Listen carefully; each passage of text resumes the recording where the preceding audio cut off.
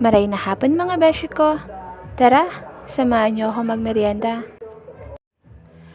Magkakape at kakain lang pala ako ng biskwit, which is Bravo.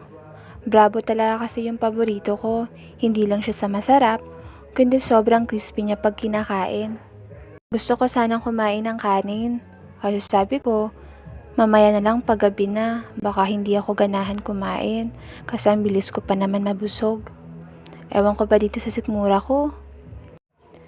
Ngayong hapon po pala, wala akong gaanong gagawin, kundi kumain at mamaya-maya ay sasaing na din ako. Mag-aalas 6 na din kasi ng hapon yan.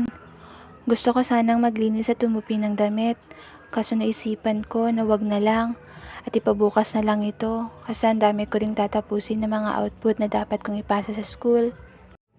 Ang dami na kasing pinapagawa sa amin. Ang hirap talaga maging isang estudyante, pero dahil sa may pangarap ako, go lang. Dumating din sa point na kapos kami na hindi namin alam kung saan kami kukuha ng pang-tuition ko. Ang hirap kasi maging mahirap, lalo na't si Papa ay isa lamang laborer and yung mama ko is isa naman kasambahay lang. Pero dahil sa masipag at super supportive sila sa pag-aaral ko, gumawa sila ng paraan para makabayad ako. Kaya lahat ng ito, lahat ng mga ginagawa ko is for them, to make them happy and proud. So ayun nga mga beshi ko, magsasaing na ako at baka ako'y mapagalitan ng papa ko kasi ako hindi pa nagsasaing. Baka umuwi siya na wala pang sinaing.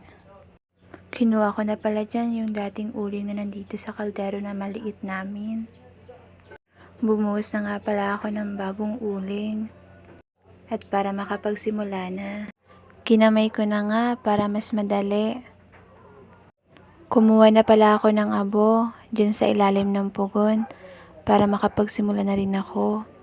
At yan na binuhos ko pala is yung gas para mas madali akong makamakot. Kumuha na nga ako ng posporo.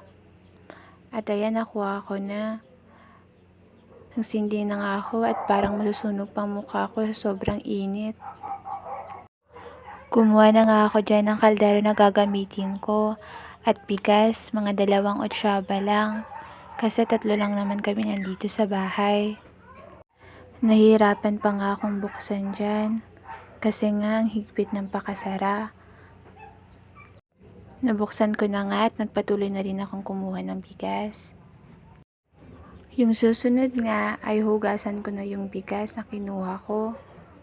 Hinugasan ko nga ng 3 beses. Yung tubig na ginamit ko pala is malinis yan. Diyan din kami umiinom and fresh yan kasi galing yan sa bundok. Pero bago ko nga pala hinugasan yung bigas, ay naghugas muna ako ng kamay ko. Hindi ko na nga nabidyohan kasi nga mag-isa lang naman ako nagbibidyo sa sarili ko. Baka kasi isipin nyo hindi ko hinugasan yung kamay ko bago ko hinugas dito sa bigas namin.